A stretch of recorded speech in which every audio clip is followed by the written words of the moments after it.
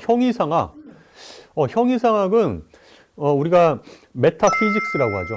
메타피직스라고 하는데, 메타피직스라고 하는 단어는 아리스토텔레스가 죽고 난 다음에 한 100년 정도가 흘렀을 때 아리스토텔레스를 추종하던 안드로니쿠스라고 하는 인물이 등장을 합니다. 이 안드로니쿠스가 각지에 흩어져 있던 아리스토텔레스의 저작을 모으는 작업을 해요. 그러니까 쉽지 않은 과정인데 그 어려운 거를 안드로니쿠스가 해냅니다. 그래서 책을 다 모아가지고 이제 이거 정리를 해야 돼요. 이제 첫 번째 오는 책은 이 책. 우리가 이제 전집 만들 때 분류하지 않습니까? 이 분류를 하다 보니까 이제 피지카라고 하는 자연학이라고 하는 책 다음에 제1철학이라고 하는 책을 갖다가 놓습니다. 자, 피지카. 근데 피지카 다음에 메타.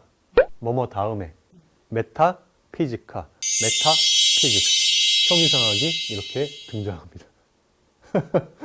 책 분류하는 과정에서 나온 단어예요. 일단은. 예. 오늘날 우리가 뭔가 형이상학적이다라고 얘기할 때 그런 단어 많이 쓰잖아요. 존재론적이다라는 말과 거의 동의어로 사용합니다. 그러니까 메타피지컬이라고 하는 단어는 온톨로지컬.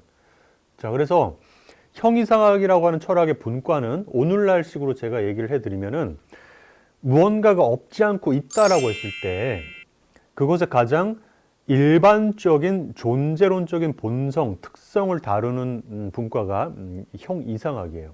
자, 예를 들어서 자유의지가 있다 이거죠.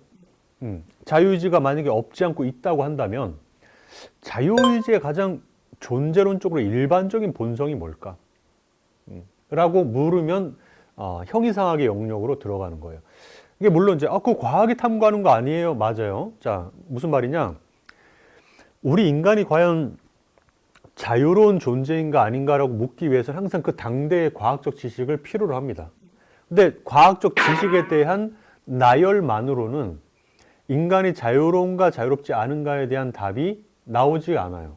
여기에는 우리가 이제 철학에서 사용하는 여러 가지 명제 분석이라든지 개념 분석 같은 거, 또 추론이라든지 그런 다양한 철학적인 활동이 거의 개입이 돼야지만 어떤 우리가 해답을 끌어낼 수가 있습니다. 그래서 자유의지에 대한 문제가 형이상학의 대표적인 주제 중에 하나이고 이것은 반드시 현대의 생물학이나 뇌과학의 연구 업적과 같이 상호보완적인 관계에서 탐구가 되어야 한다.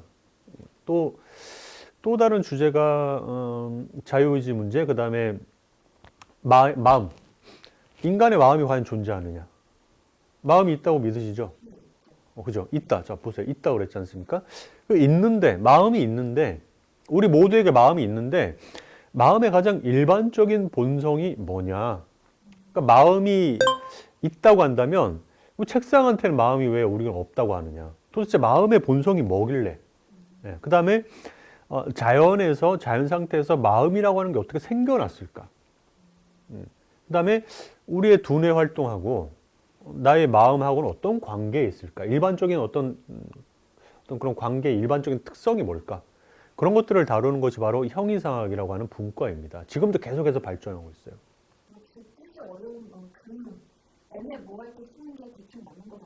애매모호하지 않습니다. 애매모호하지 않고요. 자, 예를 들어서 우리가 지금 인공지능이 발전하고 있잖아요. 인공지능이 탑재된 예를 들어서 사람하고 똑같이 생긴 휴머노이드가 나온다. 그럼 그 휴머노이드한테 우리가 마음이 있다고 해야 될까, 없다고 해야 될까요? 그죠? 없다고 해야 된다, 혹은 있다고 해야 된다라고 말을 할 때 뭔가 없다고 해야 된다면 그 이유가 있을 거 아니에요? 그 다음에 있다고 해야 된다고 할 때도 마찬가지로 그 이유가 있을 거 아닙니까? 그 이유를 거슬러 올라가다면 어떤 분야와 만난다고요? 형이상학이란 분야와 만날 수밖에 없어요.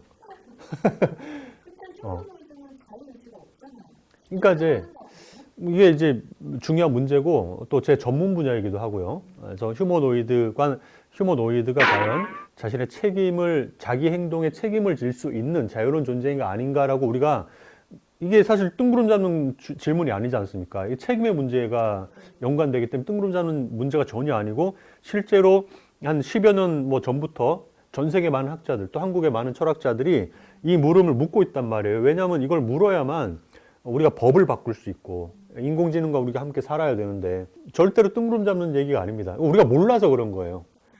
그래서 그런 문제를 다루는 것이 형이상학이다. 제가 이제 좀 관심을 갖고 있는 주제가 아닌데 음. 음. 그건 윤리학이고요. 윤리학 중에서 응용윤리라고 하는 분야에 속하는 문제입니다. 형이상학이라고 하는 분야는 존재하는 것의 가장 일반적인 본성을 다루는 철학의 분과입니다. 그러니까 과학하고 굉장히 항상 콜라보를 해야 되는 영역이에요. 뭐 지금까지 우리가 알고 있는 플라톤, 아리스토텔레스, 뭐 데카르트 수많은 철학자들이 이 형이상학의 문제들을 해결하려고 도전을 해왔다. 그렇죠. 그러니까 형이상학을 얘기하려면 별도의 강연이 필요하고 수업이 필요합니다. 한 학기 내내 해야 돼요. 1년 배워야 돼요.